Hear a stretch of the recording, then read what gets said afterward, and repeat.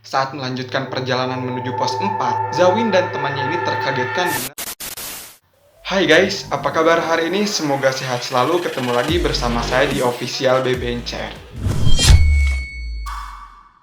Di video kali ini aku mau cerita misteri Gunung Lawu.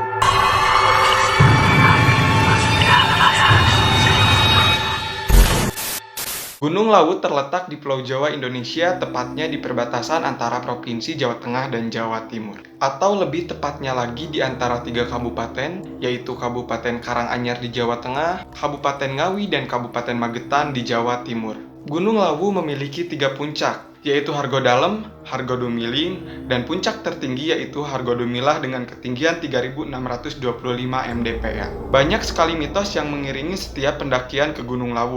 Mengapa bisa gunung ini terkenal begitu angker dan penuh dengan kisah-kisah mistis? Mari kita telisiki dari awal mula legenda Gunung Lawu.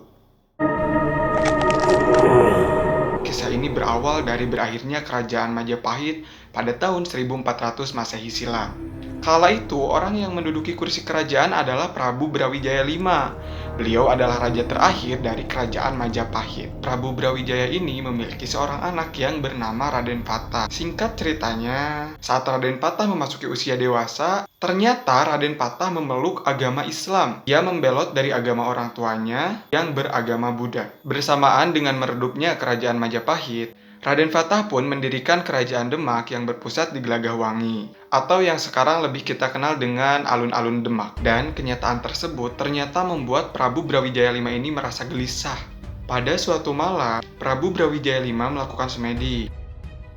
Beliau mendapatkan petunjuk yang mengatakan bahwa kerajaan Majapahit akan meredup dan cahayanya akan pindah ke kerajaan anaknya, yaitu kerajaan Demak tadi. Setelah melakukan semedi, kemudian Prabu Brawijaya V ini meninggalkan kerajaan untuk pergi ke Gunung Lawu dengan tujuan ingin menyendiri. Sebelum naik ke Gunung Lawu, Prabu Brawijaya bertemu dengan 2 orang pengikutnya, yaitu kepala dusun dari wilayah kerajaan Majapahit. Masing-masing dari mereka adalah Dipa Menggala dan Wangsa Menggala. Karena mereka berdua tidak tega melihat Prabu Brawijaya berjalan sendirian, mereka pun ikut naik ke gunung menemani Prabu Brawijaya. Nah, setelah sampai di puncak Hargodalem, Prabu Brawijaya V berkata kepada 2 pengikutnya itu dengan ucapan seperti ini.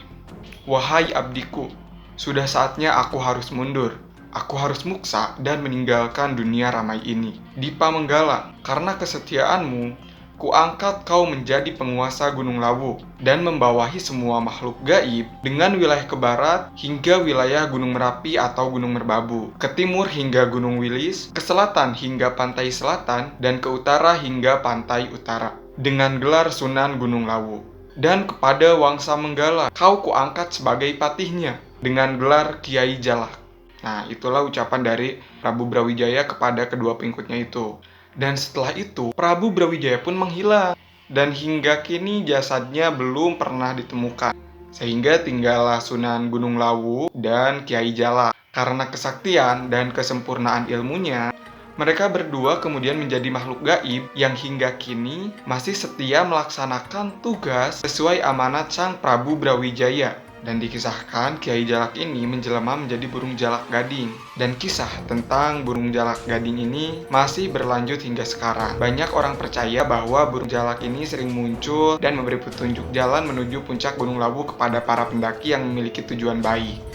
Sedangkan apabila pendaki memiliki tujuan buruk atau niatan yang buruk, Kiai Jalak tidak akan merestui mereka. Akibatnya, para pendaki yang memiliki niatan buruk ini akan terkena nasib yang sial. Misteri Pasar Setan di lereng Gunung Lawu. Misteri Gunung Lawu angker kian diperkuat oleh adanya kehadiran pasar setan. Kabar ini sudah tidak asing lagi di telinga para pendaki. Sebuah pasar yang tak terlihat dengan kasat mata ini berada di jalur Candi Ceto, lereng Gunung Lawu, sebuah lahan yang ditumbuhi ilalang. Berbicara tentang jalur Candi Ceto, sebenarnya jalur ini merupakan jalur yang paling pendek dan cepat untuk menuju puncak Lawu.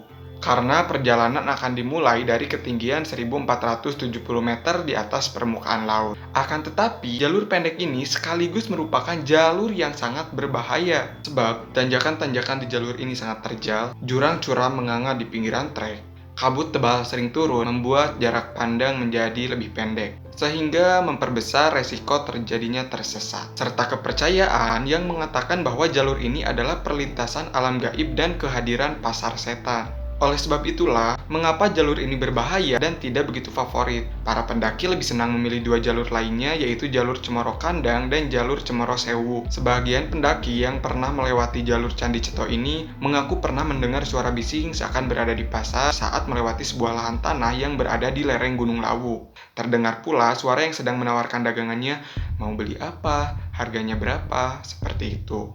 Konon, apabila di sana Anda mendengar suara-suara aneh seperti itu, maka Anda harus membuang salah satu barang yang Anda miliki sebagaimana Anda sedang melakukan transaksi jual beli dengan cara barter. Ada banyak juga pantangan bagi para pendaki Gunung Lawu.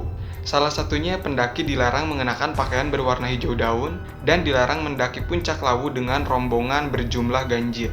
Satu hal lagi yang harus diingat, jika tiba-tiba ada kabut dingin dibarengi suara gemuruh, jangan nekat naik, turun saja atau berbaring tertelungkup di tanah.